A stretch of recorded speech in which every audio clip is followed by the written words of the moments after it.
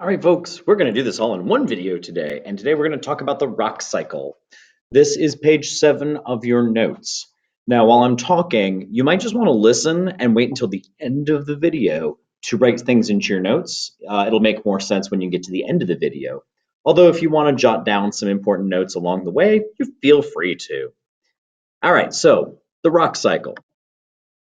We're going to talk first about what a rock actually is. Now, a rock, you might picture something like this or something like that. But rocks come in all different shapes and sizes. It really depends on what molecules make them up and what shape those molecules are in. And not only that, they're all different based on something really important. The 3 types of rock are grouped together by how they're made. So you've got igneous rocks. Now, igneous rocks right here are formed when lava or magma cools.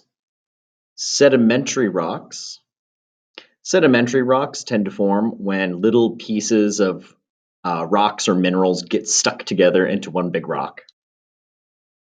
Metamorphic rocks are rocks that changed because they were under a lot of pressure and a lot of heat. So let's take a closer look at these 3 types. Igneous rocks occur when magma or lava cools and freezes. Igneous or ignis means fire in Latin. If you've heard the word ignite before, for instance, if you went out to camping and somebody said, you need to ignite a bonfire, that means to start a fire. Igneous is when things are hot and they melt down and when they cool off and become rock again, that is an igneous rock. These lovely people are standing awful close to a bunch of lava that, if you look carefully, lava is starting to cool off and become igneous. Igneous rocks tend to happen around volcanoes and volcanic activity. When you go to the bottom of the ocean, those divergent boundaries at the bottom of the ocean, those are definitely igneous rocks being formed there. And I think this video is really cool because when you watch it, oops, come on video, we just want to watch you. When you watch it, you'll actually get to see an underwater volcano erupting. And if you see through it, if you look through all the smoke and, well, the cloudy water, I should say, you might see some igneous rocks being born. Oh, for crying out loud. One more time.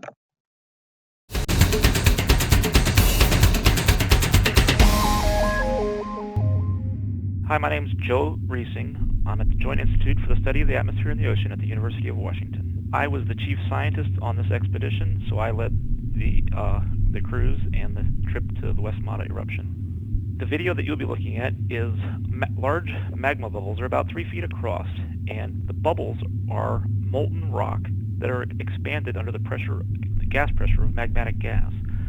And the magmatic gas, we presume, is mostly water. And when the water is under the magma, it's at magmatic temperatures, thousands of degrees. And when it's suddenly cooled by coming in contact with seawater, the bubble bursts. So what excites me the most about this volcanic eruption is that that on planet Earth, this is a process happening all the time, and yet we have never seen it happening in quite this way. The ocean floors are formed almost exclusively by volcanic activity. And strangely enough, we really have never seen molten lava flowing on the seafloor from a submarine volcano.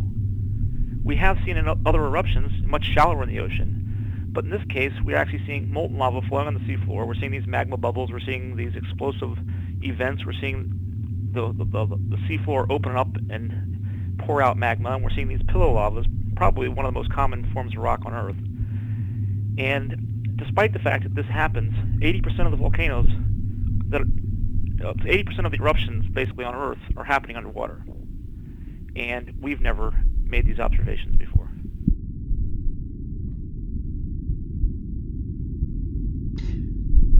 So I think it's kind of cool how magma behaves underwater. He was using the word magmanic. It sounded like magnetic, but if you go deeper into geology or the study of rocks and things, or volcanology, the study of volcanoes, you start to learn that things don't always act the way you expect them to act. Anyways, that's a little sidebar. Igneous rocks are the most common on Earth because of those divergent boundaries all over the place. The divergent boundaries under the ocean are making tons of igneous rock. And when igneous rock cools, sometimes it cools really fast and it traps these air bubbles in it. And sometimes the air bubbles are pretty big, and sometimes the air bubbles are really small. And some examples, this one up top is basalt. Basalt is it's a volcanic rock, like all igneous rocks, but it cools fast enough that these air bubbles start to form, but they don't have time to like float to the surface and pop at the surface.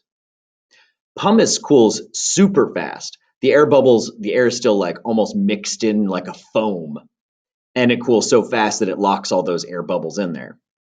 Now, sometimes it cools a lot slower, and you might get like this glassy look. And this is obsidian. Obsidian is an igneous rock that is really cool to look at. And if you think back to hunter-gatherer days, hunter-gatherer tribes that lived nearby volcanoes that left obsidian behind found out that obsidian is can be shaped into something really sharp. And obsidian knives and arrowheads have been found all over the Pacific, and we've used them to study ancient people. Igneous rocks are super useful. Anyways, let's go to the second type of rock. Sedimentary rocks. Sedimentary means they're made from smaller pieces that get stuck together. Right here is a great diagram that breaks it down. Sedimentary rocks usually form at the surface of the earth, where sediment can be easily moved around. When I say sediment, I mean little pieces of rock. Sand is sediment. Silt is sediment. Clay is sediment. Sediment can even be smaller than that. It can be dissolved in water. But wherever it is, if it starts to settle, over time, more and more can settle on top of it and it squishes it down. The word is compaction. It compacts. You could also say it gets compressed.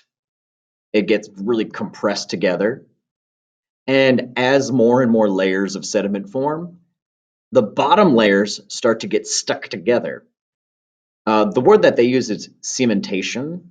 If you see the word cement in there, cement is actually a sedimentary rock. All of these little sediments get stuck together, and then it turns into a rock. Now, sedimentary rocks are pretty common when you're looking at fossils. Sedimentary rocks like to form near the surface because that's where sediment can move around a lot. And if sediment falls on something that is dead or a certain thing, it can lock that into the rock and create a fossil. So if you had like a dinosaur or something, or some other ancient animal, if it died and sediment fell on top of it, and that sediment got cemented into a rock, you could have a bunch of fossils. And sometimes sedimentary rock is even made of small pieces of other things stuck together. Uh, Other times, you're not going to see the individual pieces. Sometimes it might look like this one right here, you can see the layers that formed. Or this one right here, you can see a bunch of different sizes and shapes and pieces of things. Sedimentary rocks can all look really different. You know, you have an idea that you have a sedimentary rock if you feel it, and it's not too heavy for its size. It doesn't seem like it has a high density. You can see it when you form some layers, or if you see individual pieces stuck in it, it might be sedimentary. The last one is metamorphic. Metamorphic rocks are rocks that change under heat and pressure. Now I got my cute little metamorphic rocks here. There has to be heat and there has to be pressure to make a rock metamorphic.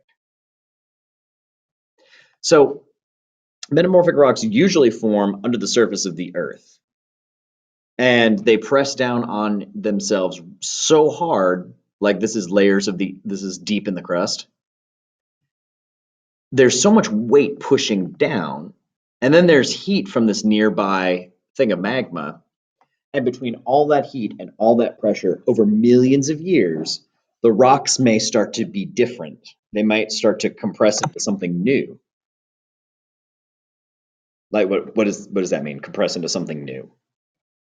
Okay, well, metamorphic rocks can form crystals, and diamond is a great example of that.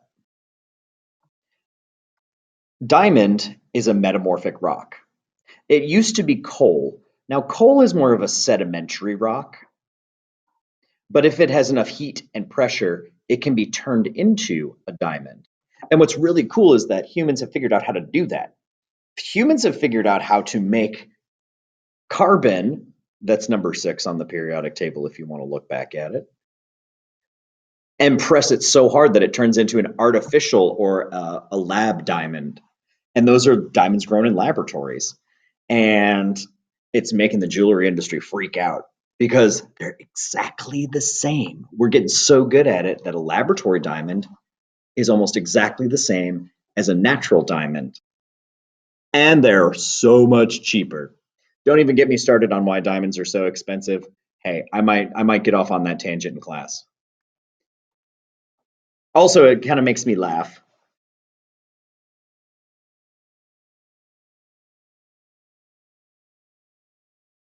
If you get it, you've been under a lot of pressure lately.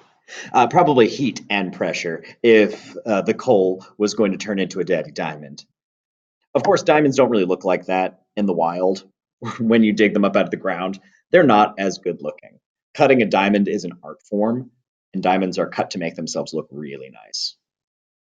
So that's what it looks like before it gets cut by a professional. Anyways, metamorphic rocks could also make layers as they press down. You might have different types of rock that got squeezed together. And these rocks might have different colors due to the different elements that make them up. So if you look at all of these different types, some of them have layers, like darker and lighter layers.